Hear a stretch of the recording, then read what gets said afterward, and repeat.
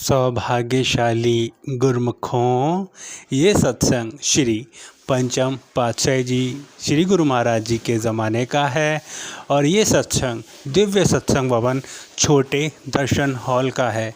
तो आप सभी गुरुमुखों के लिए हमारे श्री पंचम पातशाही जी गुरु महाराज जी की हजूरी में इतना प्यारा सत्संग है कि गुरुमुख जन सुनकर निहाल होने वाले हैं। तो आप सभी गुरुमुखों से निवेदन है कि गुरुमुख जन इस सत्संग को पूरा सुने और इस वीडियो को ज़्यादा से ज़्यादा शेयर करें ताकि और भी गुरुमुख जन इस सत्संग का लाभ ले सकें। बोलो जयकारा, बोल मेरे श्री गुरु महाराज की जय। से मिलकर बोलिए जयकारा।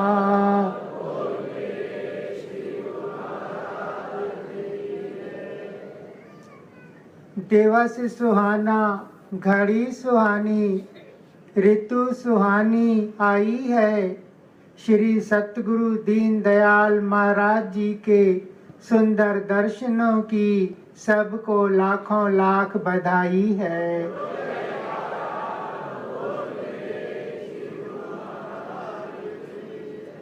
महापुरुषों ने एक जगह वाणी में फरमाया है, जापल दर्शन साधका तापल की बलहार, सत्य नाम रसना बसे लीजे जन्म संवार। कहते हैं कि जिस दिन में, जिस घड़ी में, जिस वेले में जीव को महापुरुषों के दर्शन प्राप्त हों, वो घड़ी, वो वेला, वो दिवस जो है वो भाग्यों वाला होता है। कहते हैं कि जब भगवान रामचंद्र जी 14 वर्ष वनवास के पूरे करके और अयोध्या आने में बाकी एक दिन था, तो भगवान के भाई थे भरत जी, वो बार बार अपनी कुटिया से बाहर आकर देखते थे कि कल 14 साल पूरे होने वाले हैं, कल भगवान का आगमन होना है अयोध्या में, लेकिन अभी तक कोई समाचार नहीं आया। और भगवान भी जानते थे कि कल हमने अयोध्या जरूर पहुंचना है। यदि हम कल नहीं पहुंचेंगे तो भरत की जो हालत होगी वो जैसे जल के बिना मछली की होती है, वैसे ही भरत जी की हालत होगी। वो उनके प्रेम को जानते थे, तो एक दिन पहले ही उन्होंने हनुमान जी को कहा कि आप जाइए अयोध्या और भरत जी को हमारे आने का समाचार दीजिए कि हम इस समय सरजू नदी के बाहर पुष्पक विमान से उतरेंगे। तो हनुमान जी आकर भरत जी से मिले और उनको ये शुभ समाचार सुनाया। पूरी अयोध्या में ये सबको मालूम हो गया कल भगवान इस समय सरजू नदी के बाहर कृपा करेंगे। तो सारी अयोध्या के लोग वहाँ भगवान के दर्शन करने के लिए एकत्रित हुए। जब भगवान जी पुष्पक विमान से उतरे तो सबने दर्शन किए, तो भगवान ने देखा कि इस जन समूह में गुरुदेव भी हैं। तो लक्ष्मण जी को कहने लगे, लक्ष्मण इनमें गुरु महाराज भी हैं, वशिष्ठ महाराज जी। तो लक्ष्मण ने देखा, हाँ, कहने लगे भगवान हाँ गुरु महाराज भी आए हैं। तो एकदम दोनों ने भाइयों ने, भगवान राम और लक्ष्मण जी ने धनुष और तीर कमान एकदम धरती पर रखकर दौड़कर गुरु महाराज जी के चरणों में जाकर दंडवत प्रणाम करी। भगवान ने लक्ष्मण और पहले भगवान गुरु महाराज जी ने पहले रामचंद्र जी को गले लगाकर गुरु महाराज जी मिले, फिर लक्ष्मण जी से मिले। तीर कमान या धनुष बाण धरती पर क्यों रखा? क्योंकि गुरु महाराज जी के पास जब जाएं तो कोई भी किस्म का बल न होवे। धनुष बाण या तीर कमान शक्ति का प्रतीक है ना, हथियार है ना। गुरु महाराज जी के पास जब भी कोई जावे तो वो निर्बल होकर जावे। गुरु महाराज तो सर्व समर्थ है ना। बेनती में भी हम रोज कहते हैं, मैं निर्बल अति दीन हूँ, तुम समर्थ बलवान, सब विधि मम रक्षा करो, दीन बंधु भगवान। तो वो भगवान रामचंद्र जी गुरु महाराज जी के दर्शन किए और उनके दर्शन करके वो अपने को भाग्यवान समझने लगे। तो हमारे को भी ये जो बख्शिश हो रही है, किसी की झूठे धन की लॉटरी खुलती है तो लोग उसे बधाइयाँ देते हैं। हमारे को तो गुरु महाराज जी ने सच्चा नाम धन बख्शा है। आप सब गुरुमुखों को बधाई है। किसी को कोई पद मिलता है, कोई कुर्सी मिलती है तो भी लोग उसको बधाइयाँ देते हैं। हमको तो गुरु महाराज जी ने अपना सेवक बनाया है, गुरुमुख बनाया है, उसकी भी आप सभी गुरुमुखों को बधाई होवे। महापुरुष तो हर एक की भावना को पूरा करते हैं। वो अंतर्यामी होते हैं। जो उन्होंने वायदे किए होते हैं उन वायदों को वो पूरा करते हैं। गुरु नानक देव जी ने बहन नानकी जी से वायदा किया था कि तुम जब भी हमको याद करेगी, हम जहाँ भी होंगे उसी समय हम तुम्हारे पास पहुँच जाएंगे। तो बहन नानकी ने गुरु नानक जी में ईश्वर की भावना रखी थी। वो जानती थी कि मेरा जो भाई है वो खुद भगवान है, तो ईश्वर की भावना रखी थी। तो गुरु नानक देव जी ने भी बहन से ये वायदा किया था। तो जब गुरु नानक देव जी जीवों के कल्याण के लिए, नाम जपाने के लिए दुनिया के रटन पे थे, मक्के मदीने में गुरु महाराज जी विराजमान थे। तो इधर बहन ने रोटी पका रही थी दोपहर को, तो तवे पे रोटी थी। वो रोटी उस दिन ऐसे जो पकी थी, फूली थी, तो उस समय माता नानकी जी को गुरु महाराज जी की याद आई। कहने लगी ये रोटी तो मेरे भाई नानक के खाने जैसी बनी है। लेकिन उनका तो अभी कुछ पता ही नहीं है कितने बरस हुए हैं। वो तो जीवों के कल्याण के लिए दुनिया के रटन पे हैं। आज यदि वो यहाँ होते तो मैं उनको ये रोटी खिलाती। इधर बहन ने याद किया, उधर गुरु महाराज जी बाले और मर्दाने को कहने लगे कि बहन हमको याद कर रही है और उसने रोटी पकाई है, कहती है ये रोटी तो मेरा भाई नानक खाए। तो उन्होंने कहा, बाला मर्दाना ने, गुरु महाराज जी आप समर्थ हैं, जो आप करना चाहें कर सकते हैं।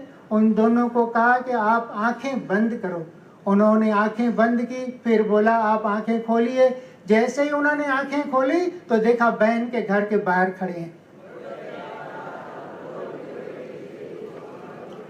दरवाजा खटखटाया, दरवाजा जैसे खोला, माता नानकी ने देखा साहब आ गए हैं। बहुत गदगद हुई, खुश हुई। गुरु महाराज जी को अंदर विराजमान होने के लिए अर्ज किया। गुरु महाराज जी ने कहा कि तुमने जो हमारे खाने के लिए रोटी पकाई है वो जल्दी लाओ तो हम खाएं, हमको बहुत भूख लगी है। गुरु महाराज जी ने भोजन किया। जब भोजन वगैरह से निवृत्त हुए और फिर हाल अहवाल लेने लगी बहन, कहने लगी गुरु महाराज जी कहीं पास में ही आ गए थे क्या जो जल्दी पहुंच गए? तो बाला मर्दाना कहने लगा, अदी सालों के सफर पे थे, मक्के मदीने में बैठे थे। उधर गुरु महाराज जी ने कहा कि हमको बहन याद कर रही है, हमको उधर पहुंचना है। पलक झपकते ही हम यहाँ पहुंच गए। तो ये महापुरुष के उपकार होते हैं ना, वो अपने प्रेमियों की भावना को पूरा करते हैं। हर जगह उनका साथ देते हैं। जहाँ प्रेमी उनको याद करते हैं उधर ही उनका जो है वहाँ उनको सब कुछ देकर उनको निहाल करते हैं। एक बार श्री गुरु महाराज जी बैंकॉक में कृपा फरमाई थी। बैंकॉक कुटिया में गुरु महाराज जी विराजमान थे। गुरु महाराज मनीला में कृपा की, फिर हांगकांग में कृपा की, उसके बाद बैंकॉक में गुरु महाराज जी विराजमान थे। तो सिंगापुर की संगत भी बैंकॉक में श्री दर्शनों के लिए आई थी। उस बार सिंगापुर का प्रोग्राम नहीं था।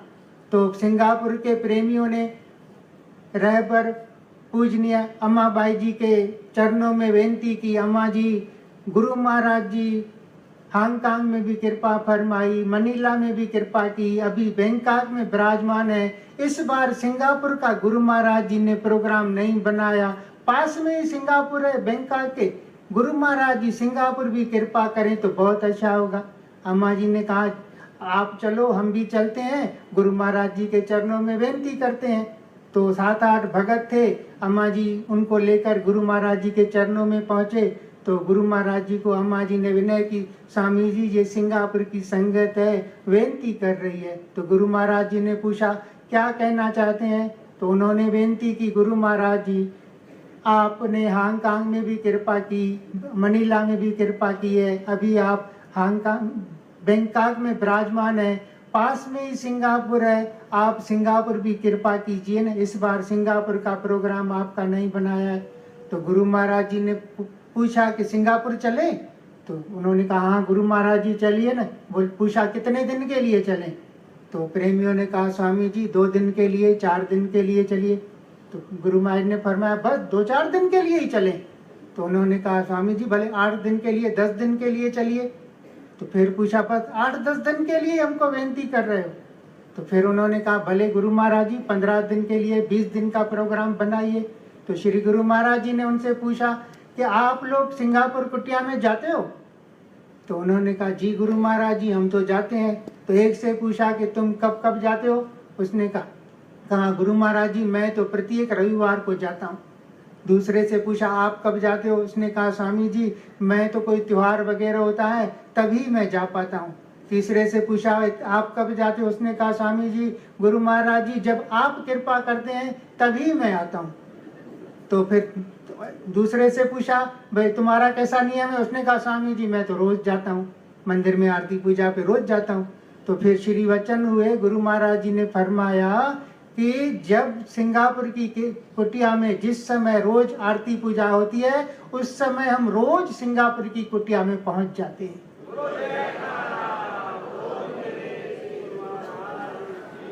तो देखिए ये महापुरुषों के वचन है। गुरु महाराज जी ने अपने वचनों में फरमाया कि जिस समय मंदिर में कुटिया में आरती पूजा होती है उस समय हम रोज सिंगापुर की कुटिया में आ जाते हैं।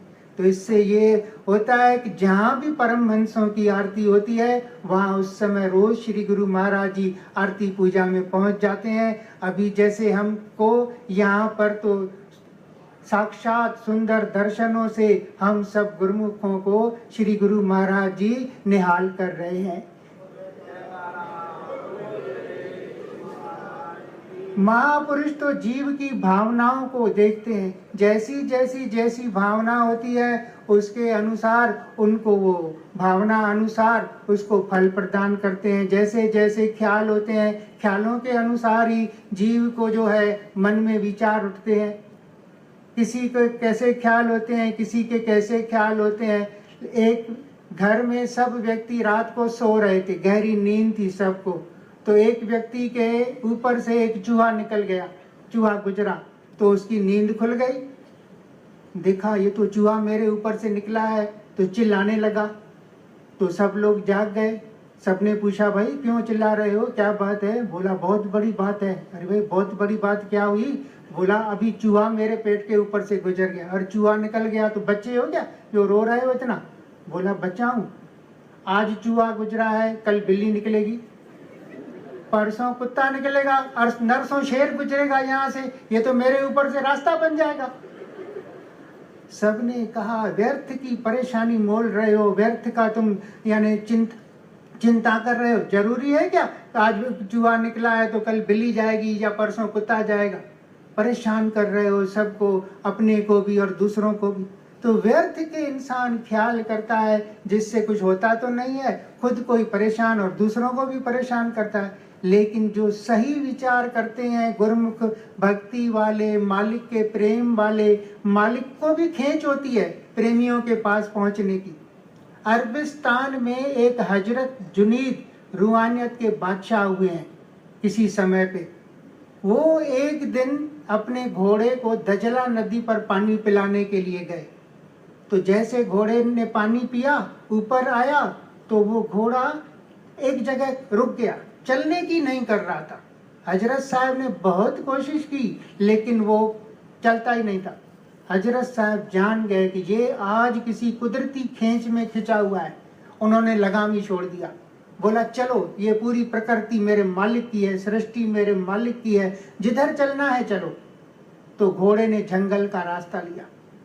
जंगल में एक जिज्ञासु, उत्तम जिज्ञासु, मुर्शिद के दीदार के लिए, दर्शन के लिए, 2 वचनों के लिए वो तरस रहा था। तो घोड़ा चलता हुआ उसके पास आकर खड़ा हो गया। तो उस जिज्ञासु ने मुर्शिद के हजरत साहब के दर्शन किए, वचन सुने, उसको बहुत खुशी हुई उनके वचन सुनकर, दर्शन सुन करके। तो हजरत साहब ने कहा कि प्रेमी, जब कभी तुमको ये प्यास सतावे दोबारा दर्शन की तो फलाने जगह पर हमारा आश्रम है, उधर आ जाना दर्शन करने। तो उसने विनय की हजरत साहब के चरणों में कि जब मेरे को फिर कभी प्यास सताएगी दर्शन की तो आज की तरह आप खींचकर मेरे पास स्वयं चले आएंगे। तो देखो ये खींच दिखती तो नहीं है लेकिन है तो सही ना। जैसे चकमक कैसे रुपए को खींचता है, देखने में तो नहीं आता कैसे खींचता है, लेकिन खींचता तो है ना। मोबाइल देखो है, मोबाइल कोई तार तो नहीं जुड़ी हुई किसी से, लेकिन नेटवर्क सही होगा, नंबर सही होगा, बैलेंस होगा तो सिर्फ डायल करने की देर है, कहाँ से कहाँ लोग बात करते हैं। तो ये प्रेम की पुकार जो होती है उसकी जानकारी महापुरुषों को होती है। महापुरुष ही प्रेमियों की पुकार जानते हैं और उनको वो उन सुंदर दर्शनों से, आशीर्वादों से, भक्ति के धन से माला माल करते हैं। ये उपकार है गुरु महाराज जी ने हमारे ऊपर किए हैं, हमें भक्ति की राह पर चला रहे हैं और भक्ति धन से हमको माला माल कर रहे हैं। संसार में भी झूठे धन के लिए आदमी देखो यानी कुछ भी करते हैं। एक लड़के से किसी ने पूछा कि तुम्हारी उम्र कितनी है, तो उसने, लड़के ने कहा कि ट्रेन में 11 साल, स्कूल में 13 साल, घर में 12 साल। तो उसने पूछा 3 उम्र होती है क्या? उसने कहा हाँ मेरी 3 उम्रें हैं। बोला कैसे? बोला ट्रेन में 11 साल इसलिए है कि ट्रेन में 11 साल इसलिए लिखवाता हूँ कि 12 साल में पूरी टिकट लगती है, 11 साल में आधी लगेगी, पैसा बचेगा। स्कूल में 13 साल इसलिए है कि एडमिशन नहीं मिलती थी तो 1 साल बढ़ा के लिखवाया था कि एडमिशन मिल जाएगी, बाकी रियल उम्र जो मेरी है वो 12 साल ही है। तो कुछ पैसे बचाने के लिए या कुछ लाभ पाने के लिए इंसान झूठ बोलने से भी नहीं हिचकता, लेकिन ये जो सच की राह है, गुरु महाराज की प्रसन्नता है जिसमें भक्ति में, मालिक के नियमों के पालन करने में, उसमें तो जीव जितनी कुर्बानी करे उतनी कम है। 10वें पातशाह श्री गुरु गोविंद सिंह जी महाराज सभा में विराजमान थे, संगत दर्शन कर रही थी। तो एक भक्त्याणी थी, उसका मुंह बहुत मायूस था, चेहरे पर उदासी थी। श्री गुरु महाराज की दृष्टि उस पर पड़ गई तो गुरु महाराज जी ने उसको अपने समीप बुलाया, पूछा कि क्यों तुम उदास हो, तुम्हारे मुंह में खुशी नहीं है चेहरे में? तो उसने हाथ जोड़कर विनय की, गुरु महाराज जी मेरे 2 पुत्र और मेरा पति आपके साथ लड़ाइयाँ करते करते वीर गति को, शहीद होकर वीर गति को प्राप्त हुए हैं। बाकी मेरे को एक ही लड़का है, उसको कापारी तप बुखार हुआ है, बहुत बुखार है, उसकी मेरे को चिंता है कि वो भी ठीक होकर आपके श्री दरबार की सेवा करे और अपना जीवन सफल बनाए, उसकी मेरे को चिंता है। तो गुरु महाराज जी उस प्रेमिन की ये बात सुनकर फरमाने लगे कि तुम घबराओ नहीं, तुम्हारा लड़का बिल्कुल ठीक होकर और हमारे दरबार की सेवा में लगेगा और अपना जीवन सफल करेगा। जब वचन हुए श्री प्रभु जी के तो उसके आंखों से आंसू बहने लगे, हाथ जोड़कर कहने लगी, आप मालिक हैं, आपके हाथ में सब कुछ है, आप जिसे अपने साथ मिलाना चाहें आप मिला सकते हैं। तो बराबर श्री गुरु महाराज जी के वचन हुए, उसका बुखार धीरे धीरे उतरता गया, वो बिल्कुल तंदुरुस्त हो गया और श्री दरबार की सेवा में लगकर और उसने बड़ी उम्र तक सेवा की और आखिर में अपने जीवन को सफल बनाया। तो श्री गुरु महाराज जी ने भी हमारे कल्याण के लिए ये रचना रचाई है। हमें अपने नियमों से, अपने आशीर्वाद से हमें आत्मा का कल्याण करते हैं। देखो हर एक चीज की खुराक है ना, लाइट जल रही है, पंखा एसी चल रही है करंट के आधार पर, स्कूटर या कार चलेगी पेट्रोल पर, कोई चाहे करंट कहाँ है मेरे को दिखाओ, हाथ पर दिखाओ, हाथ पर दिखाने की चीज थोड़ी है करंट, हर कोई मानेगा भी सही, लाइट जल रही है अंदर करंट है। शरीर है उसमें आत्मा है तो आत्मा के आधार पर शरीर काम कर रहा है। कोई कहे कहाँ है आत्मा, मेरे को दिखाओ। देखनी होवे किसी ने आत्मा तो शास्त्रों में ऐसा वर्णन हुआ है, गुरु आत्म आत्म गुरु भेदभाव कछु नाय, द्वि अक्षर अर्थार्थिक वर्ण वेदनमय। वेदों में जो वर्णन हुई है बात कि गुरु महाराज जो है वो आत्मा के साकार स्वरूप है।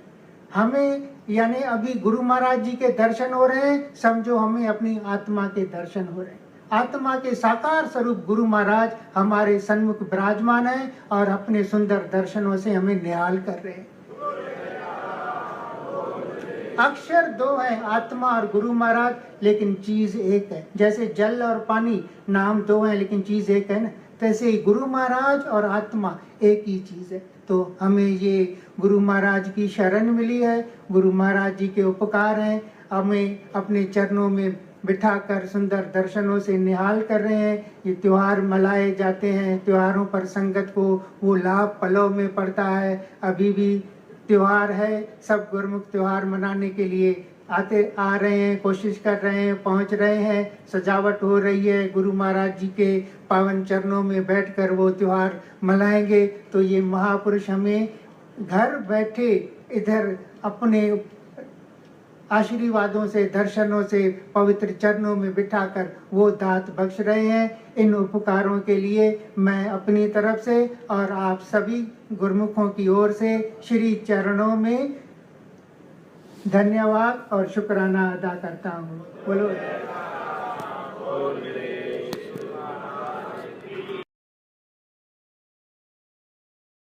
बोलो जयकारा, बोल मेरे श्री गुरु महाराज की जय।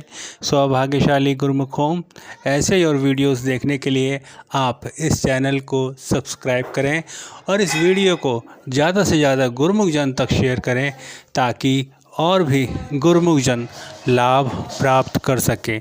बोलो जयकारा, बोल मेरे श्री गुरु महाराज की जय। बोलो श्री आनंदपुर वासी भगवान की जय।